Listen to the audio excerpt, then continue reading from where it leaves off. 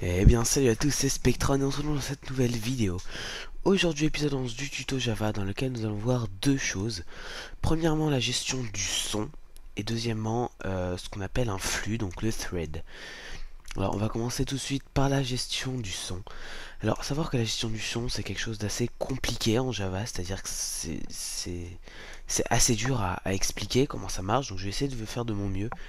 Mais si vous comprenez pas, recopiez simplement ce que je fais, hein, c'est plus simple. Donc ici nous avons envoyé un objet audio avec un path qui est donc le nom du fichier que l'on doit lire. Attention, les sons ne peuvent être que des WAV. Donc pour utiliser Audacity, je vous apprendrai à l'utiliser pour exporter en WAV. Et donc là c'est simplement que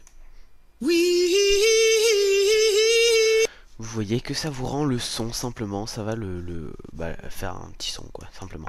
Et donc la classe audio, à quoi elle ressemble? Alors on va voir ça tout de suite. Je vais pas plus rentrer dans les détails sur cette classe pour une simple raison qui est que comme je vous l'ai expliqué c'est assez compliqué, on verra ça un peu plus tard. Là c'est un peu plus de la théorie, on verra un peu plus tard la pratique avec justement les threads et l'utilité qu'on peut en faire. Alors, dans la classe audio, nous avons un string path qui est égal à rien, vous voyez de base, et i7 est égal à false.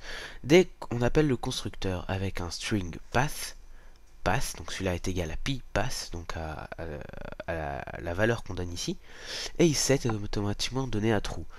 Et ensuite, dès qu'on appelle run, si i7, c'est-à-dire que si i7 quoi simplement, on va faire toutes ces opérations. Et tout ça, c'est ce qui nous permet de lire le fichier audio. Alors je vais essayer de tout vous détailler, tous les objets qui sont nécessaires, mais comme je vous l'ai encore dit et je vous le répète, c'est assez compliqué. Alors la source dataline, qui est la line donc qui permet de décrire en fait sur la carte son de votre ordinateur et donc qui permet de rendre le son, le file, donc un file hein, comme tout, c'est-à-dire comme n'importe quel file, bref c'est un file, un fichier. L'audio input stream qui correspond au file mais mode audio, c'est-à-dire c'est la version audio du file si le file est un fichier WAV.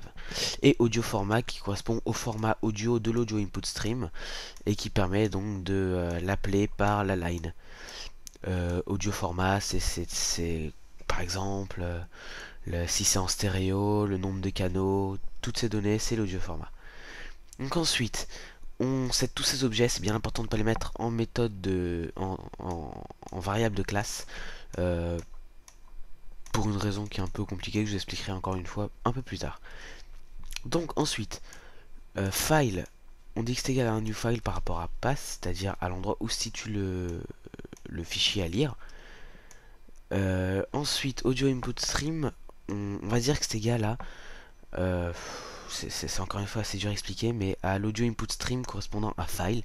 C'est-à-dire que si file c'est un fichier audio, audio input stream va devenir l'audio input stream correspondant à ce fichier. Donc si je suis pas clair, j'essaie d'être un maximum clair, comme je l'ai dit encore, c'est assez théorique. Et là évidemment on a une exception qui est possible, qui est l'unsupported audio file exception, qui arrive lorsque le fichier n'est simplement pas un fichier son. Par exemple c'est un texte et que vous appelez à cette méthode, il y aura une erreur, ce qui paraît logique. Et IO exception, donc si le fichier n'existe pas, ce qui paraît encore une fois très logique. Ensuite on dit audio format, donc le format est égal à audio input stream.getFormat, c'est-à-dire le format d'audio input stream, c'est ce que je vous expliquais un peu plus tard, un peu plus tôt. Et la data line, donc la data line.info c'est une information correspondant à la line, c'est-à-dire c'est les infos de la line, c'est un petit peu le lien entre l'audio format et la line. Donc dataline info, info est égal à new dataline.info par rapport à source dataline.class, ça c'est bien. Et audio format, donc c'est-à-dire qu'on récupère l'info, une dataline.info par rapport à audio format. Et ensuite, on dit line, que c'est égal à la source dataline par rapport justement à cette dataline info. Et là encore, il y a une petite exception, il y a beaucoup d'exceptions qui peuvent être générées durant le processus. Ensuite, on ouvre la line par rapport à audio format et on start la line. Et c'est là que ça devient, c'est là qu'on comprend un peu plus comment ça va fonctionner. C'est-à-dire que d'abord, on va créer un tableau de bytes, donc d'une taille qu'on peut modifier, hein, évidemment. Là, j'ai mis 5, parce que voilà, c'est tout. Et donc, ce tableau, c'est ce qu'on appelle un buffer. Donc ce sera pas encore dans cet épisode que je vais vous expliquer ce qu'est un buffer, je vais vous expliquer ça assez vite fait. Un buffer en gros, c'est un endroit où on stocke des données un peu comme une mémoire d'ordinateur, c'est-à-dire c'est un endroit où on stocke des données, comment dire, on dit mince, des données temporaires, on va dire. Ouais, temporaires, c'est ça. Donc on stocke des données temporaires, c'est-à-dire qu'en fait ce qu'on va faire, c'est que si byte est égal à 5, c'est-à-dire qu'on a un tableau de 5 bytes, à la première ligne d'une boucle qui est là, on va lire les 5 premiers bytes correspondant au fichier son. Donc les 5 premières bytes vont être sauvegardés ici, puis vont être écrits dans la line. Ensuite, les 5 prochains vont être réécrits et réécrits dans la line, etc. etc. Et c'est comme ça que ça marche. Donc 5 bytes, ensuite bytes read qui correspond à la taille, au nombre de bytes qu'il faut écrire. On dit bytes read est égal à audioinputstream.read. Dans le tableau byte, 0 c'est la valeur de base, enfin de 0, et byte.length, donc la longueur de ça, c'est la valeur maximale. Et donc tant que ça c'est pas égal à -1, c'est-à-dire tant que le fichier audio, il y a encore quelque chose dedans, line.write bytes 0 bytes read, en sachant que bytes read est donc égal à ce que rend audio system.read, c'est-à-dire la longueur de, bytes read quoi, bytes read, c'est-à-dire la longueur qu'il faut lancer. Donc là encore une fois, c'est le tableau de bytes qui commence à 0 et qui finit à bytes read, c'est-à-dire à 5 dans ce cas-là. Et là encore on a une new exception après line close. Et donc si je lance, ça fait exactement la même chose. Oui. Ensuite, pour peut-être un petit peu mieux comprendre, on va mettre quelques systèmes outprint. Parce que moi c'est comme ça que j'aime bien expliquer aux gens grâce au système outprint. Parce que on voit plus quand est-ce que les choses arrivent. Donc ici on met starting sound. Et disons qu'ensuite à chaque fois qu'on a un appel, on va écrire i. Et bien si je lance, oui. Alors deux choses à remarquer. Déjà, vous voyez que les i sont très rapides. Il y en a eu beaucoup en très peu de temps. Vous voyez un peu la hauteur du truc. Et encore ça va pas jusqu'en haut. Donc c'est très rapide, il y en a énormément. Pourquoi? Parce que 5 c'est très petit. Généralement c'est des fréquences de plusieurs milliers de ticks. Donc 5 à plusieurs milliers de ticks par plusieurs milliers de bytes par seconde. C'est juste ridicule. Et donc il y a beaucoup pardon, de fois que ça appelle le while. Et ensuite, vous avez pu entendre que ça lag un petit peu. Pourquoi? Parce qu'encore une fois, wow, on a très peu d'informations. Et donc, si à chaque fois on effectue juste un tout petit système outprint, c'est-à-dire une opération très courte, ça retarde un minimum à tous les 5 bytes. Et ça change énormément. C'est-à-dire que ça fait un gros lag avec le temps. Et c'est ça qui cause ce petit effet. Donc on peut voir par exemple que si ici à la place de ça je mets 50 000 par exemple, on va voir que les i vont arriver beaucoup plus lentement et qu'il n'y aura simplement plus aucun lag. Sauf que là, le problème que ça pose c'est qu'à la base, ça, on veut le placer évidemment dans un jeu vidéo et que on peut pas le placer à 5 puisque évidemment à chaque frame on a énormément de calculs à faire, donc ça ferait laguer quelque chose d'assez impressionnant. Et on peut pas non plus placer avec trop, parce que si on en place trop, vous voyez que c'est très lent quoi. Et c'est pas non plus possible. Sauf que, en fait, il n'y a aucune possibilité de faire quelque chose d'assez fluide avec un son en direct comme ça. La seule solution possible, c'est d'ailleurs pas que pour ça qu'elle est utilisée, notamment aussi pour les systèmes de réseau, pour des systèmes de timer, etc. C'est très utilisé, c'est ce qu'on appelle le multi-thread. Et c'est ce qu'on va voir tout de suite. Alors, déjà, je vais enlever ça. Et on va voir la base. Alors, un thread, qu'est-ce que c'est? Donc dans main, on va virer ça. On va commencer plusieurs opérations. Donc on va mettre par exemple system outprint ln. Bonjour. Int i est égal à 0. Int j est égal à 5. Double k est égal à 3 et int c est égal à la version int de k plus j moins disons. Et ensuite, system.out.println, le résultat est C. Alors là, vous êtes en train de vous demander, mais qu'est-ce que je fais? Pourquoi on revient au tout début du tutoriel, c'est-à-dire l'épisode 1? Ça, on l'a déjà vu, on sait le faire. Je suis d'accord, sauf que pour vous expliquer le thread, je suis obligé de passer par là. Alors, un thread, qu'est-ce que c'est? C'est-à-dire que un thread, en fait, c'est un flux d'opérations effectuées. C'est-à-dire, lorsqu'on lance cette méthode, public static void main, en fait, ce qu'elle va charger de faire, c'est de créer un thread, le thread main, donc le thread principal du programme, qui va être lancé simplement à cette première guillemets et va aller jusqu'à cette dernière guillemets. C'est ça que le programme va tenter de faire, c'est-à-dire de finir cette thread simplement. Et donc, elle va faire les opérations chaque fois une seule ligne, hein, comme tous les threads, donc une seule ligne, pas une seule ligne. Donc on va commencer, hop, system.out.println bonjour, ligne d'après, elle crée un int i est égal à 0, ensuite un int j est égal à 5, un double k est égal à 3, un int c qui est égal à in de k plus i moins i, et elle va system.out.print le résultat. Tout simplement. Donc je sais que ça peut paraître con, mais faut bien comprendre quand même comment ça fonctionne. Donc par exemple, ensuite, si je fais une méthode public int calcul int i in j in k return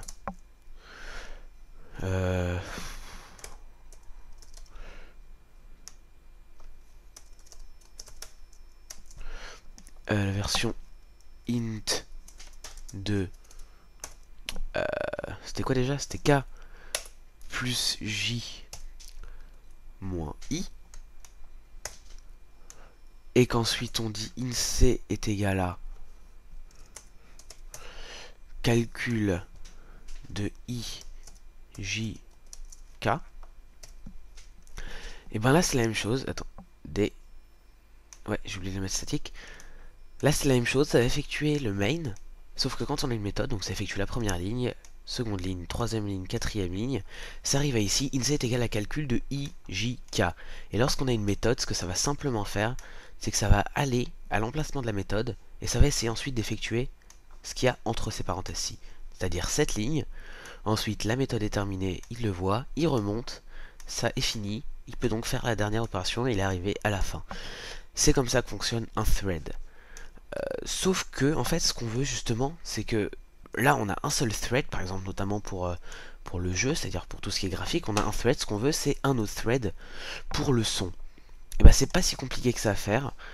Il vous suffit simplement de créer une nouvelle classe. Alors, je vais vous montrer ça tout de suite. Donc, new class. On va l'appeler comment? Thread minuscule. Qui vous suffit simplement de mettre extends thread.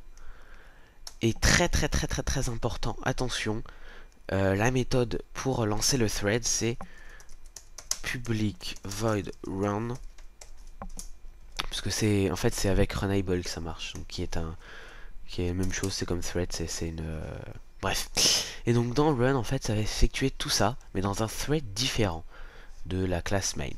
Donc si je dis par exemple ici for int i est égal à 0, i plus petit que 20, i plus plus, et qu'à chaque fois je vais faire thread.sleep 10 et oups system out print thread 2 i, mince, ah, je fail aujourd'hui, et que ça, je le copie, je vais dans le main, je fais la même chose avec thread 1, là vous voyez, donc là il n'y a que le main, évidemment il va faire que le main, donc il va lancer seulement thread 1, et si ensuite on dit thread t est égal à new thread et qu'ensuite on dit t.start, c'est là que ça devient très très fort parce que vous allez voir que vous voyez qu'un peu les deux threads sont entremêlés.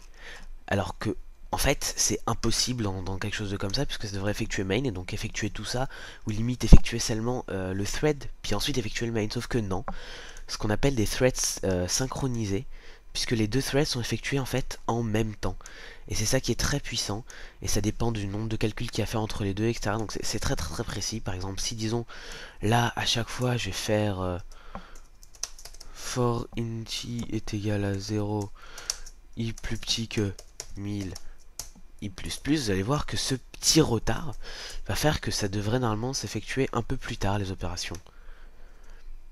Donc vous allez bien voir hein, que les threads sont bien... Alors là, ouais, là j'en ai pas fait assez. Vous allez bien voir que les threads sont bien désynchronisés. Oh, ça marche pas. Thread 1. Apparemment le thread 1 commence en premier, donc j'ai pas assez d'opérations effectuées. Oh là là, j'arrive pas à expliquer mes propos. Ah là, vous le voyez bien là. Vous voyez bien que les threads sont désynchronisés simplement parce que là, il y a plus de lag sur le deuxième. Et donc vous voyez 1, tac, tac. Et là, il commence à se désynchroniser. Le 1 fait plus d'opérations que le 2. Donc 3, 2, il en fait 2 alors que l'autre en fait pas beaucoup. Et à la fin, il n'y a que le 2 qui finit ses opérations. Pourquoi? Parce que le 2 lag, parce qu'il y en a un petit peu. Mais le 1 ne lag pas parce que les deux sont totalement... comment dire? Ils sont indépendants en fait, chacun des threads. Et c'est ça la chose, c'est qu'on crée par exemple un thread pour l'image, un thread pour le son, et on peut depuis le thread de l'image appeler au son, et après simplement plus s'en occuper, laisser le son de son côté, et se jouer simplement. Ensuite on peut modifier évidemment la panoramique, le volume, on verra ça un peu plus tard. Et de son côté, l'image continue à se tourner simplement, et donc on n'a plus ce problème du côté du son qui est que... qu'on n'arrive pas à le synchroniser avec l'image, vu que là de toute façon les deux sont totalement indépendants. Donc voilà, c'est quasiment tout ce que je voulais vous dire d'un point de vue du thread. Encore une fois, c'est quelque chose d'assez théorique, hein. C'est très très très théorique de ce point de vue là. Et donc c'est là que j'en viens juste un thread justement très utile dans le run. Tac tac tac. Non, c'est pas ici. Un thread extrêmement utile qui est qu'en fait, si ici dans le run par exemple, on va virer ça, on va mettre while true, on va mettre un int senti est égal à 0, on va dire thread.sleep 10 et ensuite oups, fail. Ah, je viens de faire un monster fail. Bref, surround with try catch et ensuite on dit senti plus. Ce que ça vous permet de faire notamment, c'est que si vous êtes dans le main et que vous avez disons une longue opération à faire comme for int i est égal à 0, i plus petit que 100, voilà, i plus, donc disons, hein, c'est évidemment pas crédible, mais disons qu'on a ça à faire. On a simplement à dire, par exemple, int buffer est égal à thread.senti. Hop. Dans main, faut pas oublier évidemment d'appeler à ce thread, c'est-à-dire qu'on dit thread t est égal à new thread et t.start. Et si on dit évidemment que c'est égal à t.senti. Quoi? Ah oui, j'ai mis thread avec une majuscule, désolé. Voilà. Et qu'ensuite je dis donc system out print ln temps écoulé. Et qu'ensuite on met t.senti moins buffer. Ce que ça fait simplement, c'est que ça peut... Oui, quoi? Oui, d'accord.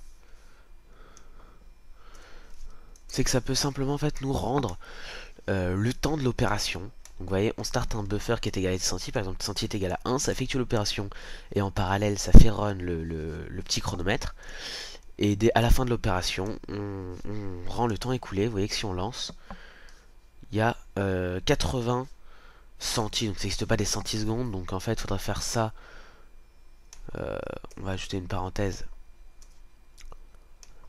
par 100, on va mettre ça en double, on devrait mettre même tout en double en fait. Donc on va virer ça, hop, tac. Voilà, 0,76 secondes pour effectuer cette opération. Et vous voyez que c'est là vraiment que ça devient vraiment très intéressant, puisqu'on peut commencer à faire des choses assez impressionnantes pour vraiment calculer des temps pour faire des opérations. Donc là on a 0,76, oups, je sais pas ce qui s'est passé. Et si je fais 2 fois plus d'opérations, on voit que c'est 1,46, donc c'est vraiment proportionnel. Enfin, c'est pas de la blague, hein, ça marche très bien. Vous pouvez évidemment tester Scott chez vous si vous voulez. C'est tout petit et pourtant ça permet de faire des choses assez impressionnantes. Donc les threads vont être vraiment omniprésents dans les structures des jeux vidéo, hein, je vous le garantis. Et puis voilà, hein, je vous ai dit quasiment tout ce que j'avais à vous dire. Ah non, c'est bon. Bref, et donc... Quoi? Qu'est-ce qu'il y a? Ah oui, c'est trop grand. Pff, lol. VDM. Eh hey, genre, t'acceptes ça, mais pas... Ouais, bon, non, il accepte pas. Il veut pas. Il aime pas ce chiffre, il est trop grand pour lui. Un truc de malade. Bref. Et donc, bah oui, je m'embrouille, hein. Je vous ai dit tout ce que j'avais à vous dire pour cet épisode. J'espère évidemment qu'il vous a plu. Si c'est le cas, n'hésitez pas à laisser un j'aime, à laisser un petit commentaire, à partager la vidéo et à vous abonner à la chaîne si ce n'est pas déjà fait. Et sur ce, je vous dis salut à tous, c'était Spectron. Ah oui, j'ai oublié aussi de préciser que dans le prochain épisode, on allait un peu plus voir le son, c'est-à-dire la gestion du panoramique, c'est-à-dire entre gauche et droite, et de la gestion du volume, et qu'on allait voir autre chose que je n'ai pas défini. De toute façon, je définis généralement à la dernière seconde ce que je vais faire selon mes envies, quoi, et selon ce qui doit être fait. Bref, donc je le redis, n'hésitez pas à laisser un j'aime, un petit commentaire, à partager la vidéo, à vous abonner à la chaîne si ce n'est pas déjà fait. Et sur ce, je vous dis salut à tous, c'était Spectron. Ciao.